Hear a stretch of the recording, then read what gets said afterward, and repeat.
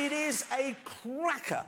We have got a review of the Mark 7 Volkswagen Golf. We have an extended report of the 900cc Dacia Sandero. James has done that. It's very long. We have a piece on bicycles, with something on the stresses of long-distance lorry driving. And the rest of it sort of looks like this. They should have called this the Widowmaker. Come on, little Alpha. We have to beat him. You want a race? I'll give you a race. Oh, God. The duds have escaped.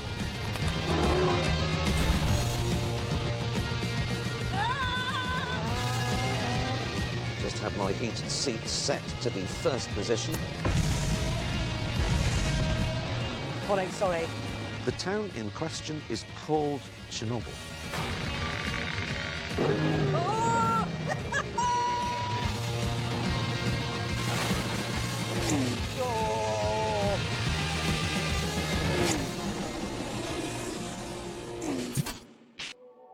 Newsnight now on BBC Two.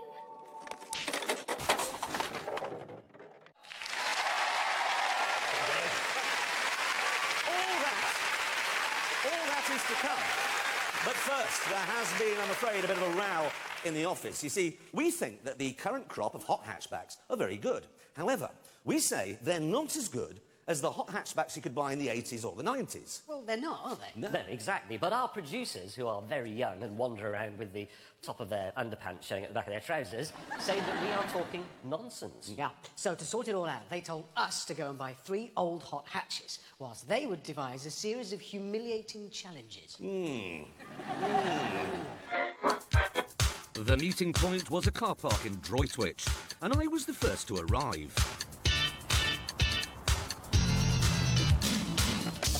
This is a Volkswagen Golf GTI.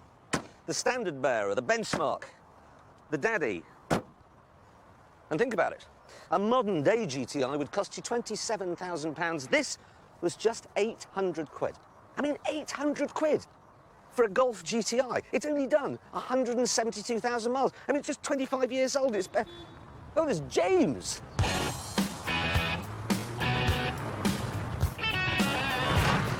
Oh, God. That was a handbrake turn right there, ladies and gentlemen. Go! XR2. XR2i, 16 valve. 16 valve? Oh, yes. See, I've gone for the coveted Mark II 8 valve model. 8 valve? 8 valve. What? Oh, the comedy stickers. The thing is, James, what you have to remember is, you know, when you look at a car, how has it been treated? Who's owned it?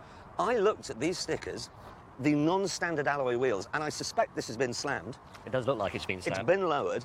So you add all those things together, and I've deduced it was probably owned by a parish priest. June Whitfield, probably. Well, it's funny you should say that, because I employ a similar tactic when I'm buying a car. So I looked at things like, it has very high specification aftermarket brake pads. Has it? Which means it was somebody who was interested in safety, not speed. Yes. And also, they've done things like left the jacking point exposed, Yep. so you spend less time exposed to danger if you have to change a wheel on the hard shoulder. Exactly. 800 quid. 750 quid. You see, we've been clever. We have been wise.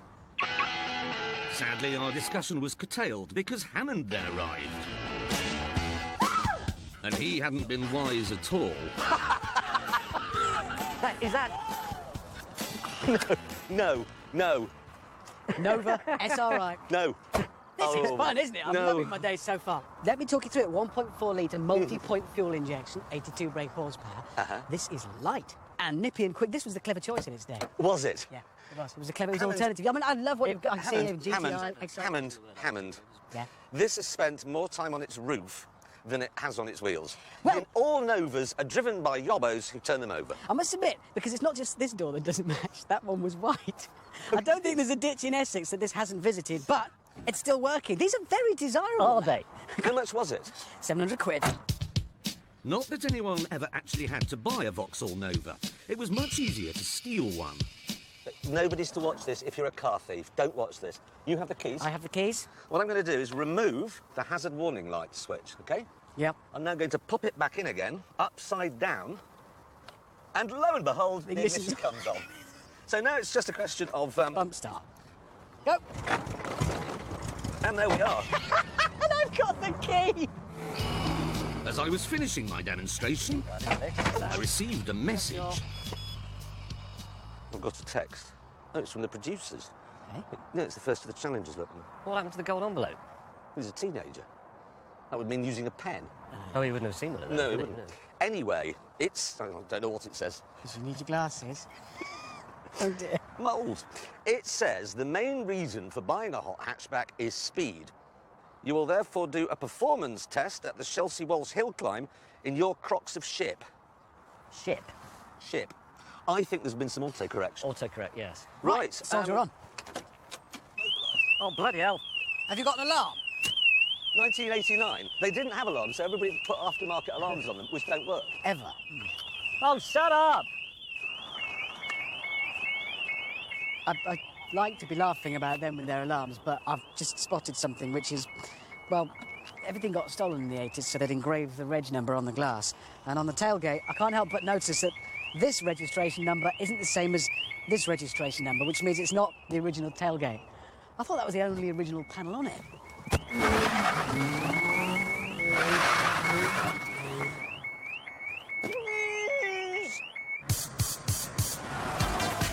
On the drive to the hill climb, we had the chance to get acquainted with our cars. Oh, I love my little Nova. It's all about simplicity, lightness. This has got nothing on it that you don't need. Door mirrors, manual. Windows, manual. There isn't even a window winder on the passenger side because it's dropped off. How simple and light is that? Since we're alone viewers, and it's traditional for me to be honest at this point, I will say that the car feels a little careworn. The driver's seat smells funny, the fuel gauge doesn't work all the time, and neither does the temperature gauge. The radio only comes out of one speaker. The clutch judders, the wheels wobble. There are a lot of knocks and rattles. Amazing, really, because it's only done 23,000 miles. Let me just do a systems check, make sure all the equipment on this is working. Heated rear window, yep. Ashtray, yep. Good, that's that done. Third gear. G-force is nearly tearing my face off. We were so brave in the 80s. We were brave and we were strong because we had no power steering. We didn't go to a gym, we just went for a drive. That would build up a sweat. Many power steeringless miles later, Disgusting. we arrived at the terrifying Shelsley Walsh hill climb. Germany has the Nürburgring, America has Pikes Peak, we have this. It's more than half a mile long, and at the bottom of this fearsome ribbon of tarmac, we were given more details of our challenge. A modern Seat Ibiza Cupra will now go up the hill climb course. Then you must try to beat its time. Seat Cupra. Yeah. Well, That's That really- fast, is it? hang on, who's going to be driving the Seat? It's not the Stig, is it? No, no, it's not the Stig. It's the Stig's teenage cousin.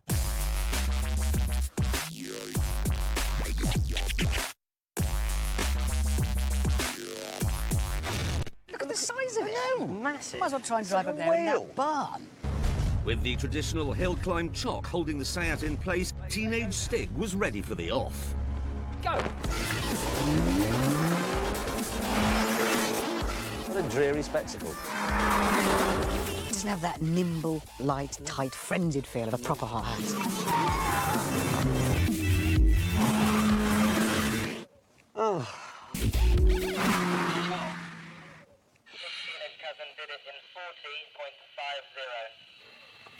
What, to do 0.6 of a mile? But I shall halve it.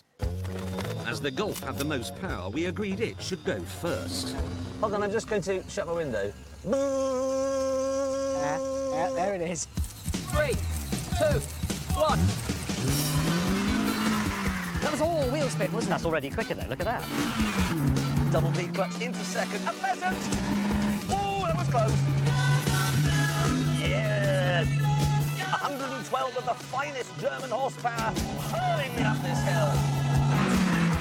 60 miles an hour as we cross the line. Next, it was James's turn in the XR2. 3, 2, 1, go! You bastard! I stop. At speed, the XR2's 20-year-old steering really came into its own. Oh, God. He's bought a dog. He has bought an appalling dog. Whoa, this is terrible.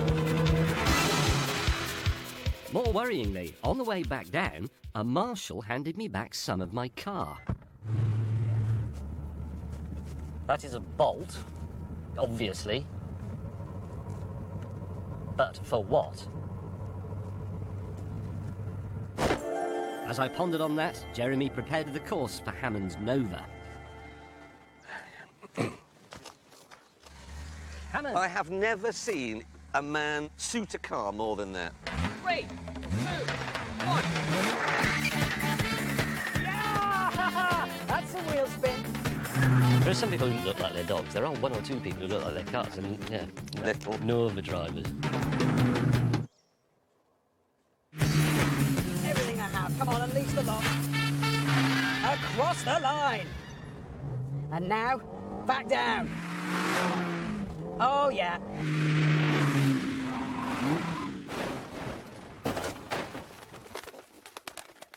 Predictably, Hammond had binned it. Oh, my God. No. How the hell did you get it there? Well, I was coming down here, and... Oh, hang on. It's... Yeah, I've righted it. You have righted it.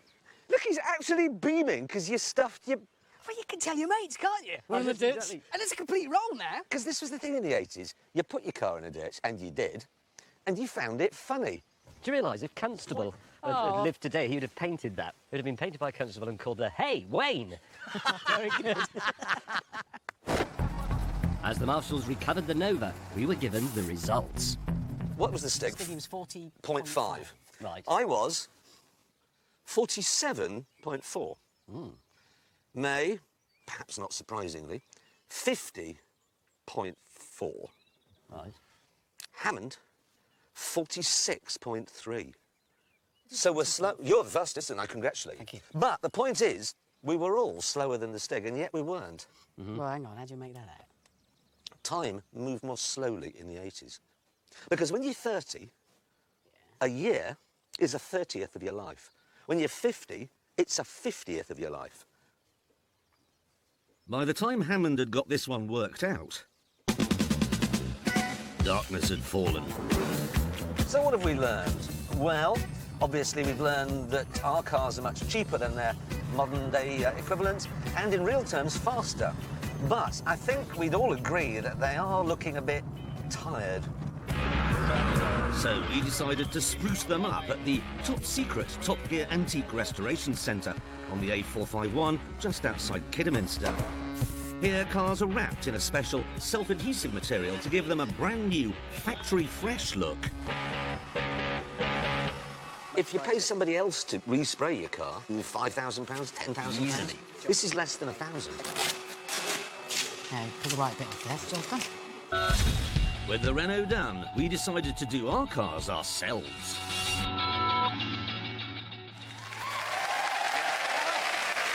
Okay, we'll see how we get on with that later on. But now it's time to do the news. Now, BMW has made a 3-cylinder hybrid. Would you like to see a photograph of it? Well, no, not really. Well, that's a rotten bit of luck, because here it is. Wow, is that it? Yeah, 3-cylinder hybrid, right there. It's quite good. Is it vaguely reminiscent of the old M1s? Remember the supercar they did? What it is, I'll tell you exactly what it is. That is the future. It really genuinely is. Lightweight construction, petrol engine, working in tandem with an electric motor.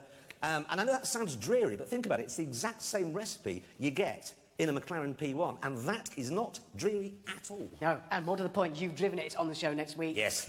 Oh, come on, give us a hint. What's it like? It's genuinely unbelievable. The speed simply is mind-blowing. How fast? But you're beyond, you can't keep up with just how fast it goes, that P1. And because of the P1, it means normal people can now drive a hybrid.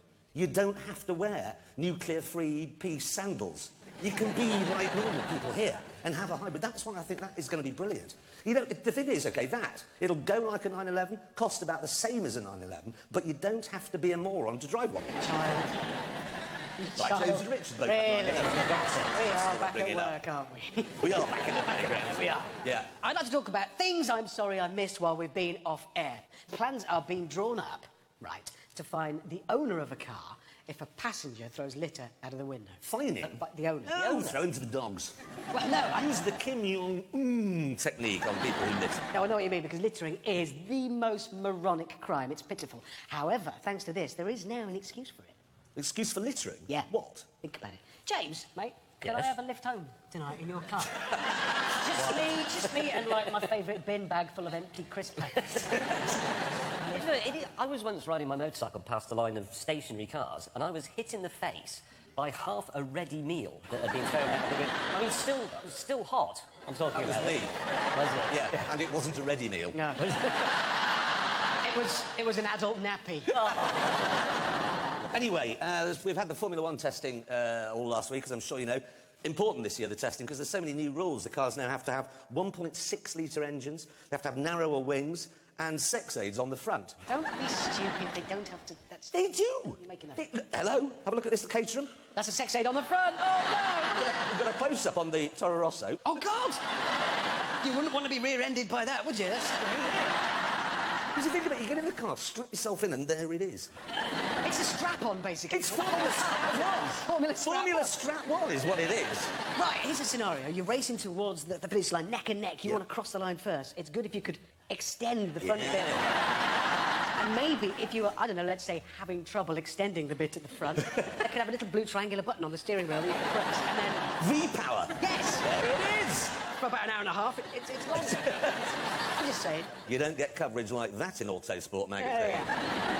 Now, are you always late for your game of golf? Are you sick of being the last to the lodge? Well, it's good news! Is it another Dacia? It's not a Dacia. There is a new 450 brake horsepower Lexus called the RCF. Here it is. What do you think? I hate to have to say this, James, but I actually quite like it. No, I'm quite glad, because I quite like it as well. Oh, God, I'm going to catch golf from you two. I'm going to turn up next week like that. Hang on a minute, though.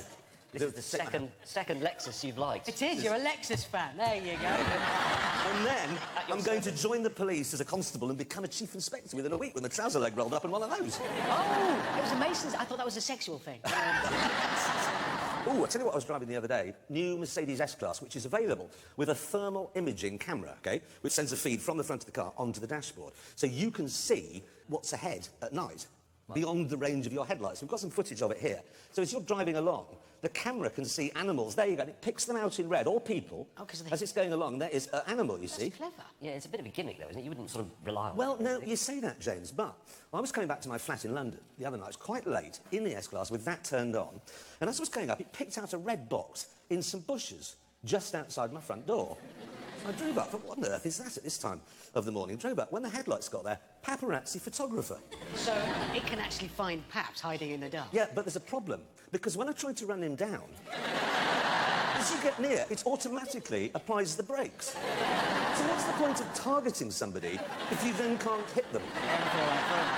Back to the drawing board with that, please, Mercedes. I don't like that. Now, obviously, the biggest news while we were off air was the tragic accident that Michael Schumacher had. Now, I don't know if any of his family are watching, but I'm sure everybody here would join with us to wish him a full and speedy recovery. Absolutely. Yeah.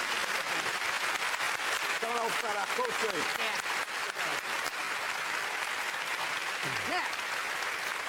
Now, tonight, we are attempting to prove to our teenage producers that the hot hatches of our youth were better than the hot hatches of today. Yes, and when we left the action, we were at the Top Gear Restoration Technical Centre, where we had decided to wrap our cars ourselves. Because Hammond's car was the smallest, he finished first. The results of my labours. Urban camo.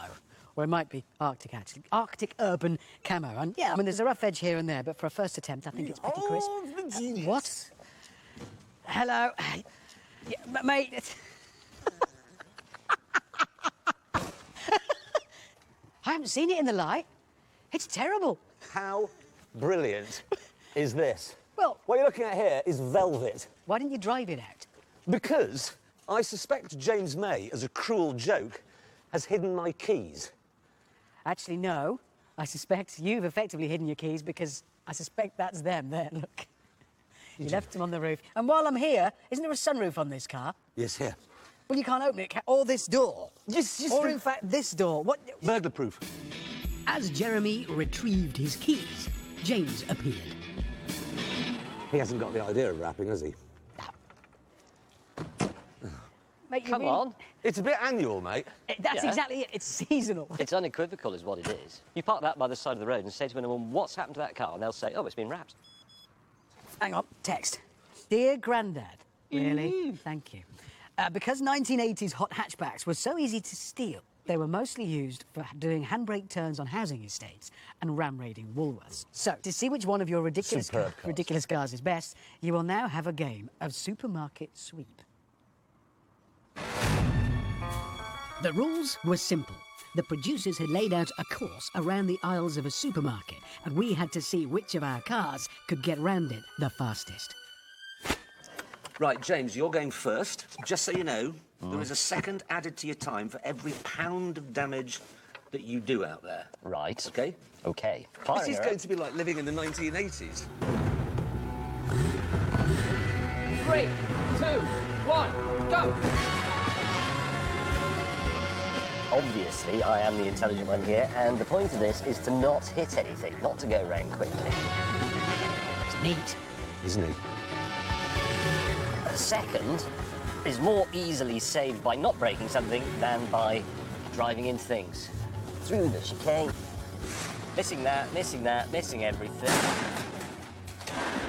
Oh, his wheel got jammed up with spam. Is spam? Briskly around there. And through to the finish.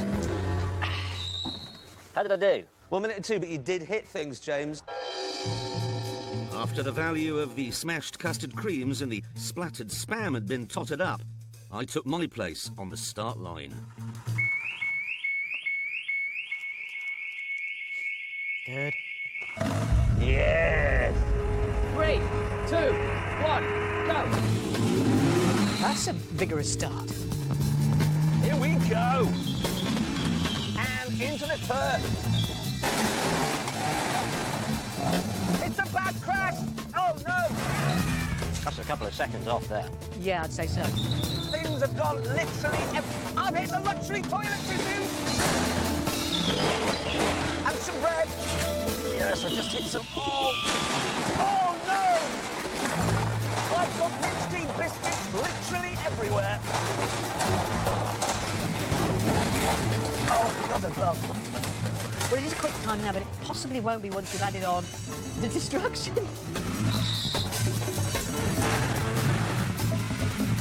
I've gone again. In the plums. He's on the finishing straight. And across the line! It took a very long time to work out Jeremy's score, but eventually it was my go. Let's do this. What do you think he's going to do? Your style or my style? Well, if he's got any sense, he'll do mine, let's be honest, but he hasn't got any sense because he's hammered, so... Go! Come on, little Nova, here we go. Here. Oh, that's... Gee, that was enormous. What manner of thing did he do?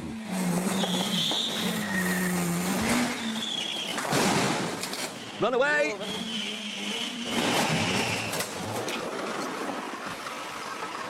Here he comes. And across the line! Well, that's predictable. No, 104. That completed the supermarket challenge.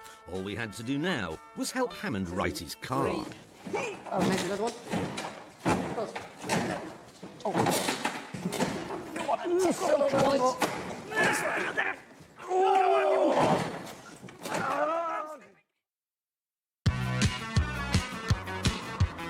The next morning, as we set off to Wales for our next challenge, all was not well in our convoy.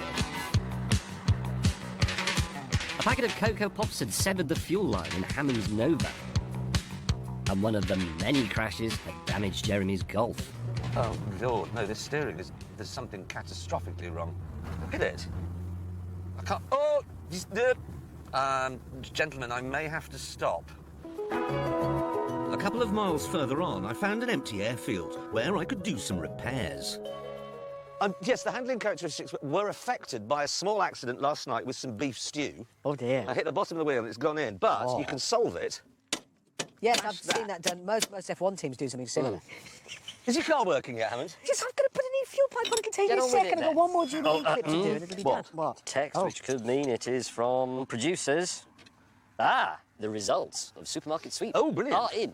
James, 1 minute and 5 seconds. So that was 3 quids of the damage? 3 seconds added, 3 quid's worth of damaged produce. Richard, Yes? 2 minutes and 12 seconds. What, so that's about 60-something quid You now? got 1 minute and 8 seconds. Yeah, you got £68 worth of damage. Jeremy Clarkson, Yes. 28 minutes and 6 seconds. Don't be stupid. You didn't quite make the half hour.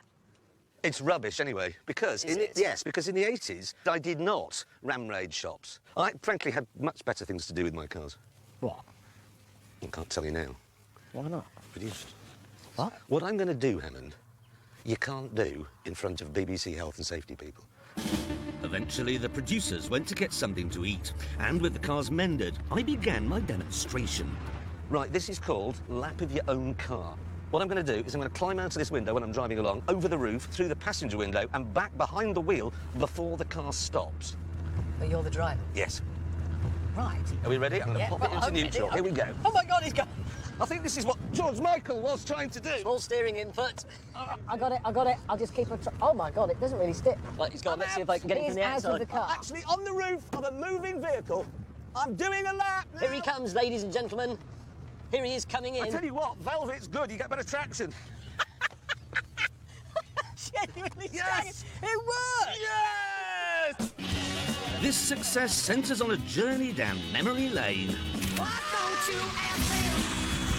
Yeah! 2 silver trays underneath the rear wheels, handbrake on. Best game in the world.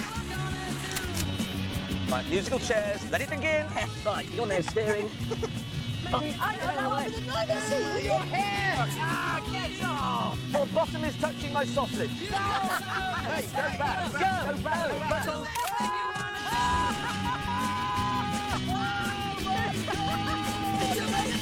The 80s were brilliant. They were better. Just much better. Music was better. Yeah, everything was better. Oh, yeah. We then rounded off our Don't Try This at Home nostalgia trip with a traditional drag race. 3, 2, 1, go. The mighty Golf GTI. Come on, Nova, come on. No, he's getting away. What's... Oh! A total victory. Oh, what's happened to Hammond? What had happened to Hammond was not good.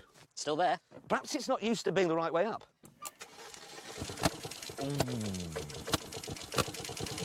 Fine! Fine! Oh, that's good as well, that's good. Fine. You've knackered You've that. totaled your Nova. It's fine. Yeah. So that's something quite...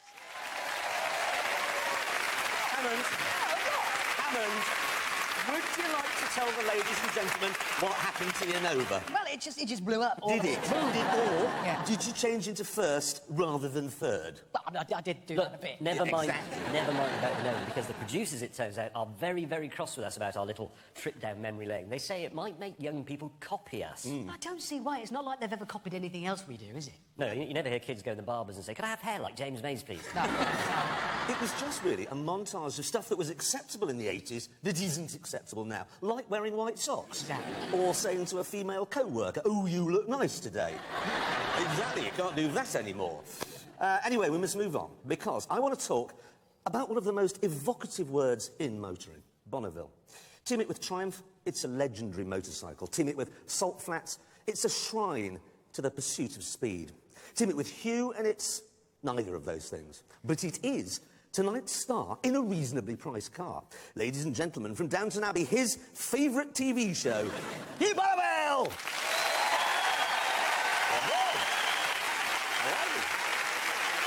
He's here. He's here. Have a seat. Thank you. Richard Hammond is beside himself with excitement. Downton, he's obsessed, obsessed. But I want to begin, if I may, talking about your early life, your early cars. Despite your, well, legendary name, it doesn't seem like you come from a family of speed freaks.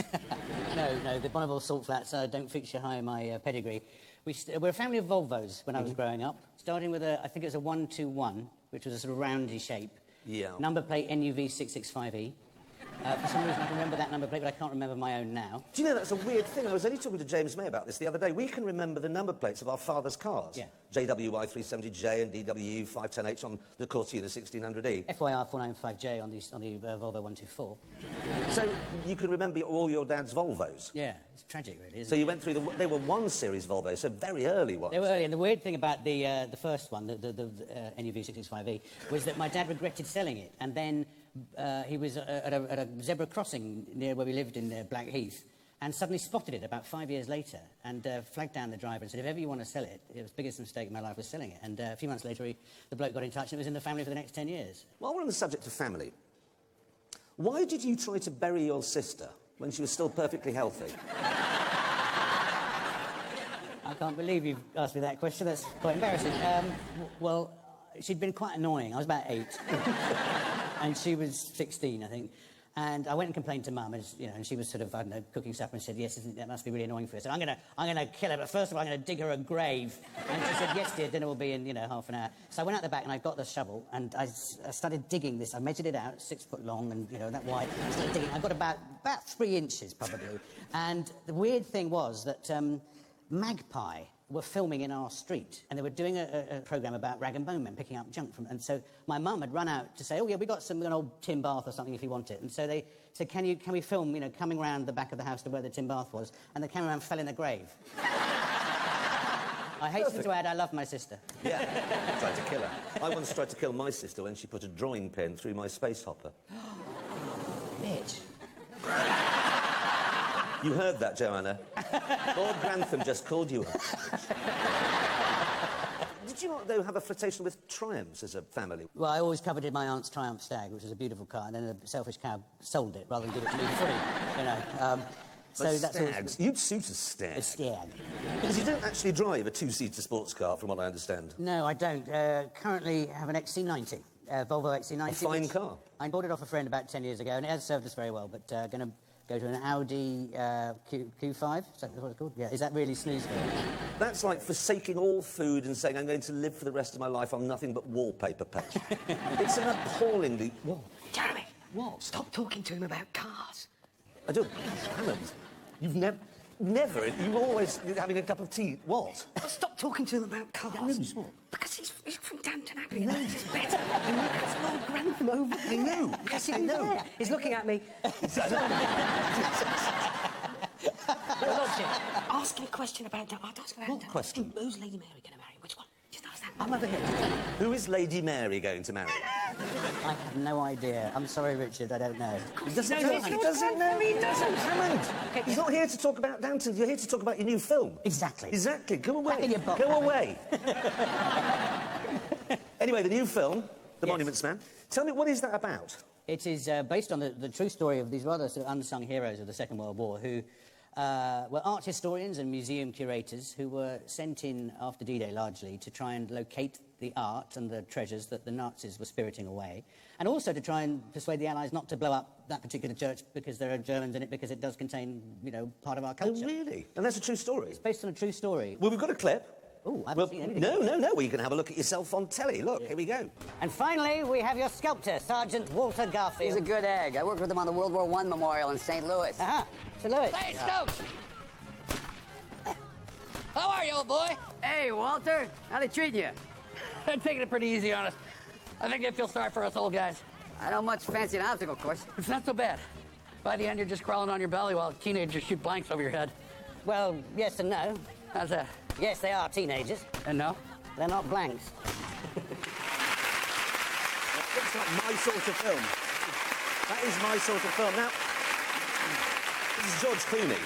And he directed it as well, didn't he? George directed it, he stars in it, he produced it, he co-wrote it. No, but that is because I've been wondering, looking at what you're doing at the moment, just how on earth you are fitting it all in. Because you're also working on, what it's called W1A. Yes, W1A is a spin-off of a show I did called 2012. Which was fabulous. Thank you very much. Properly loved that. Thank you, which was a sort of a mockumentary about trying to organise the Olympics. And obviously my character made such a success of organising the Olympics, I'm now the go-to man to sort out corporate issues. So what better place than to go into the BBC? Because I heard that this was happening, and in fact I can see all the location signs around the BBC buildings where you're actually filming it.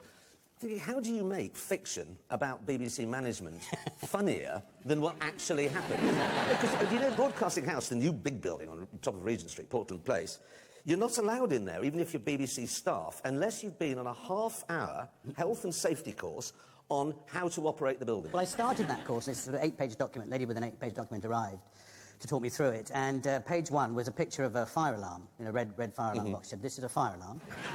And page 2, into the graphic on a green sign with a man running like this, with the word exit. That's an emergency exit. And at that point, I was taken off to do some filming, so I still haven't Oh, you haven't completed the course? I haven't completed the I still haven't been. I still have to be escorted around Broadcasting House unless I'm confused by a light fitting. Yeah. Or something of that nature. Yeah. It is stupid. I'm longing to see something that satirises it. But again, how are you doing it with that? And, I mean, you must be the world's busiest man. Presumably you drove very quickly round the lap so you could get home more quickly.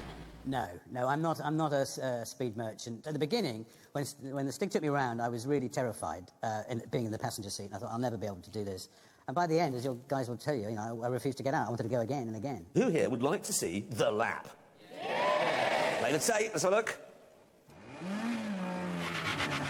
The car fresh after its long rest. Come on, son.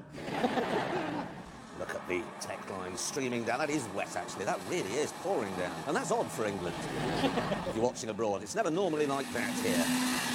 Where's the line? Where's the white line? Oh, there.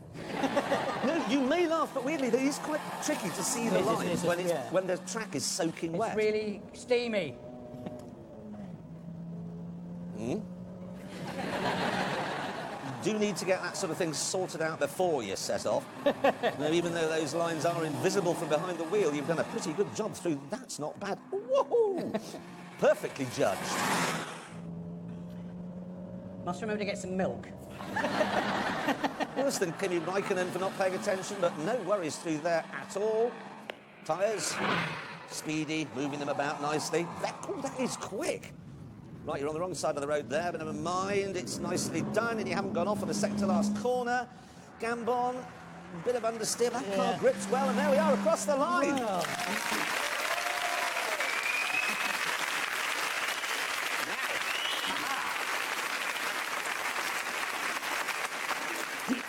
Just realised that's the first ever wet lap we've had in that car. Nobody else has driven around in the rain. So bearing that in mind, where do you think you've come? Well, I suspect it's somewhere. I would think between Ron Howard and Steven Tyler, bearing in mind it's wet. Right, so somewhere between 150 and 151 is what you think you've done. Well, Hugh Bonneville, you did it in...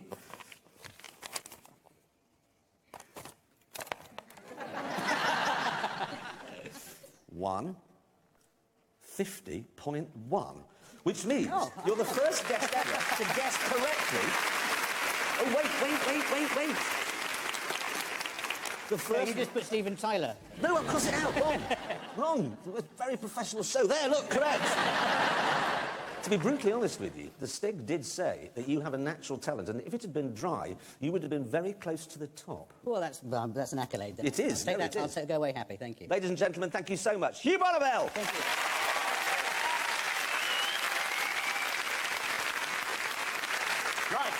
Tonight, the boys and girls who produced Top Gear are on a mission to prove that the hot hatchbacks of our era were rubbish. Yeah, things are not going well for me because I've slightly damaged the Ruined. Whatever. Damaged the engine in my Nova, and it's on the back of a tow truck. But despite this, we had been told to report to somewhere we couldn't pronounce in Wales.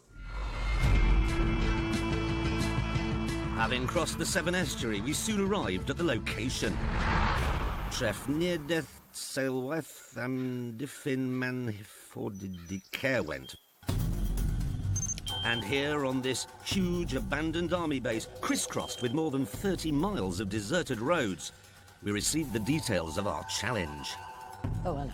Why is it an envelope and not a text? That's a good point. We're in Wales, no signal. Ah. Yeah, we're back to the old ways. Come on, then, what is it? Because the drivers of 80s hatchbacks were irresponsible and stupid, they were often chased by the 50. James, it means 50. It's in Hawaii 50. It's the police. Yeah, whatever.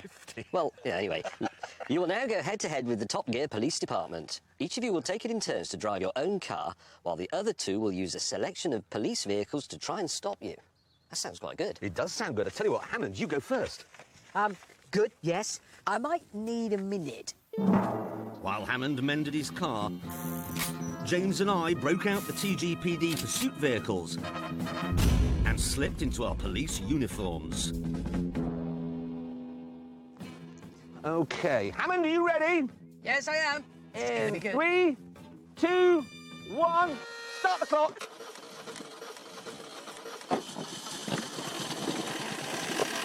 We are off. Yeah, it's just warming up. Here we go. Excuse me, sir, my moustache would like a word with you if you'd like to step out of the vehicle. You're nicked, sunshine. What did I do? How long? 8 seconds. Do you know, another fault. Did it? Yeah, very, very similar. it? It manifested itself similarly to the last one that I repaired. Tell that to the judge, sunshine. Right. Jeremy then put on the Yobbo outfit and lined up his velvet Golf on the start line. 3, 2, 1, begin.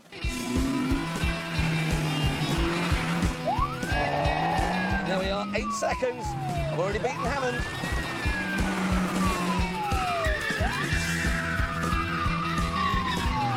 He's getting away, Constable. Yes, live with this. You see, what we're learning straight away is that a modern police Astra is no match for a 1980s hot hatchback. And it wasn't just the Astras that were causing problems. Recent figures show that in London, 12 police cars are crashed every day. And the reason is, it's because they're driving in high-energy, difficult situations while under the influence of a moustache. Got a moustache, got a moustache, got a moustache. Oh, he's lost it! Totally distracted by his face decoration.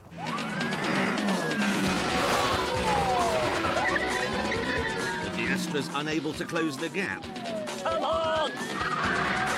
The chase went on and on and on.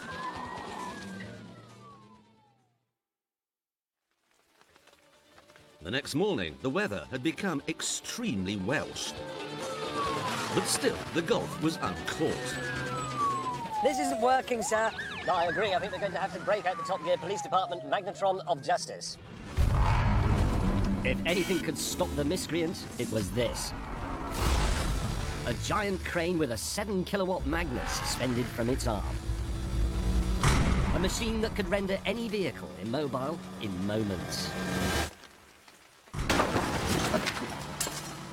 Right, let's go get him. Soon, the trap was set. What's this? Arming magnet.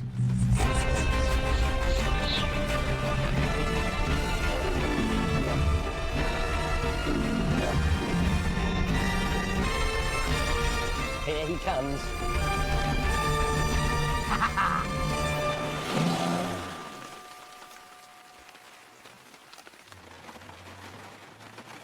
Blithering idiots. Do they not realise you can't use a magnet to pick up velvet? There was only one thing for it.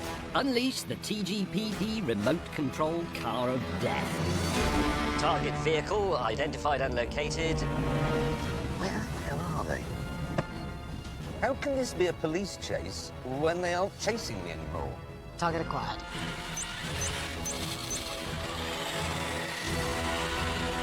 Sir, you might want to put your fingers in your ears. I don't know where those two are or what they're plotting, but it won't work. This car is simply invincible.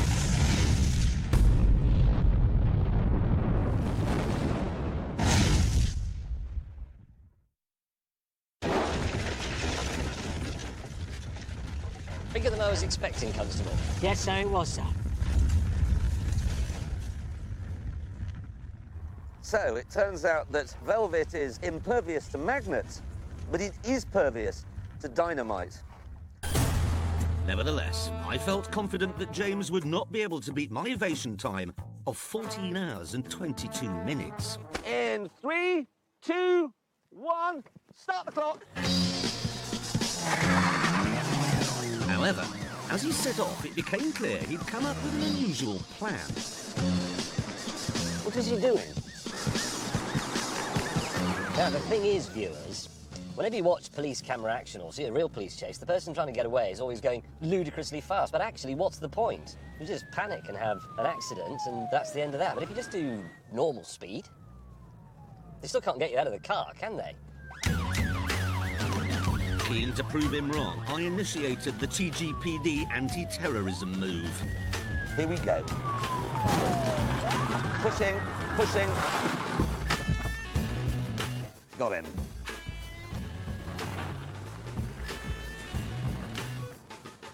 He's just driven off. As the hours crawled by, we tried many things.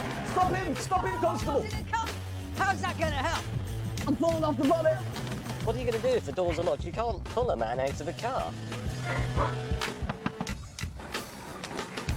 This isn't a wreck. Happily, though, after many hours of tedious pursuit, Weaving. James finally made a mistake. Oh, crikey, this is a dead end. Yes, his sense of direction has let him down. Aha! In we go. Yes. Oh, bollocks. We've got him. We finally have him. We don't have him. He's closed my door. He's done it again. And now look. I've damaged the police car. This meant I was now delayed with police paperwork. I were in pursuit of a pleb. I see one male. He did crash into me at speed.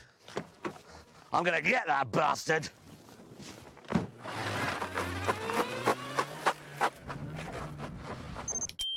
Whilst Jeremy had been finessing his statement, I had decided it was time to skewer May with the TGPD prongs of doom.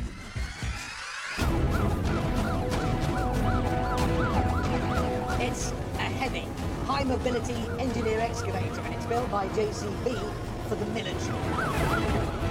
It weighs 13.5 tons, but it's got a 6.7-litre straight-six turbo diesel, and it can do 63 miles an hour. James May, you've had it. Wherever you are. James had vanished, but we had just the thing to find him again. The time has come, I think, to deploy the Top Gear Police Department drone of intrusiveness. With its military-spec nose-mounted reconnaissance camera, it would track down May in a heartbeat. Here we go.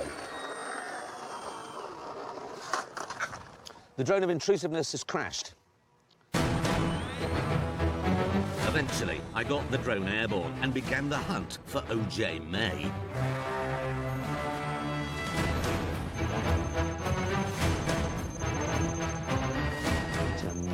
Wait a minute. Ooh, you sneaky little...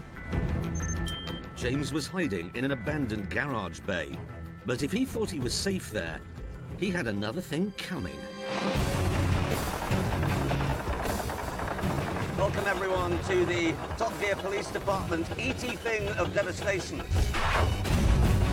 This was designed primarily for mine clearance, but in the TGPD, we use it in a rather different way. Ah, there is Constable Hammond. The enemy behind that wall, no idea what is coming. Engaging flails! Flails engaged! I'm not sure he should be operating that thing.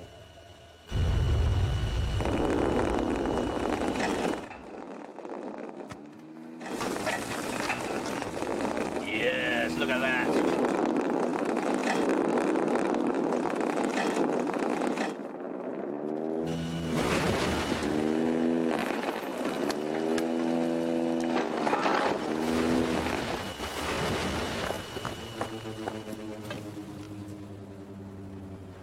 he's not where he... What he isn't, sir, is there. Situation update. In 3 minutes' time, I will have beaten Jeremy's record on the run at a reasonable speed. But the TGPD toy box wasn't empty yet. Whoa!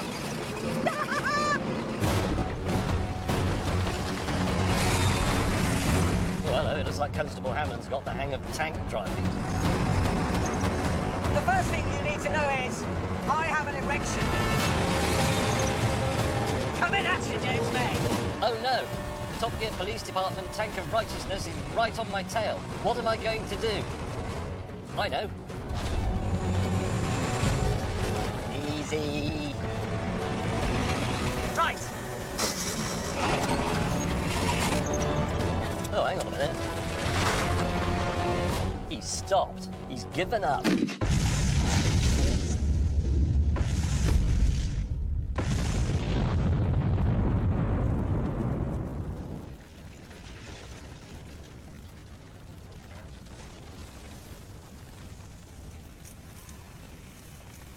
And on that bombshell, back to the studio.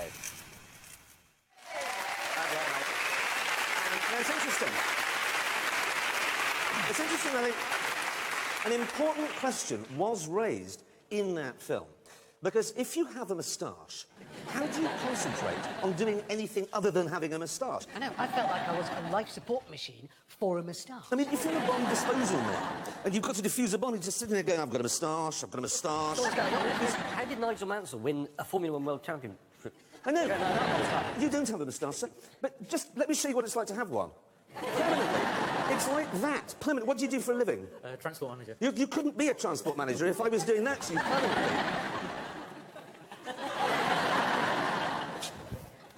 Anyway, we must get on to the cars because I have just received a text. The results of the car evasion challenge. Jeremy Clarkson, 14 hours, 22 minutes. Richard Hammock. Autocorrect again? Yes, I think it is. Yeah, it is. 8 seconds. Thank you. James May, 14 hours, 21 minutes. Oh, blast. So there you are. Hang on. Let's get this sorted out. So the Fiesta won the supermarket sweep. The Golf won the police chase. And the Nova won the hill climb. Yeah. Yes, actually, that does mean each of our cars is a winner. Precisely. Which means that the older hot hatchback is better than the modern hot hatchback. It does. Which means we were right. Yeah. And on that bombshell, it's time to end. Thank you very much for watching. Good night. The toughest test a former Team GB triathlete will ever face. Next on BBC Two, the Dragon's Den opens its doors, but will they have a thirst for a new energy drink? Whilst it's Sunday night drama with the Musketeers swinging into action over on BBC One now.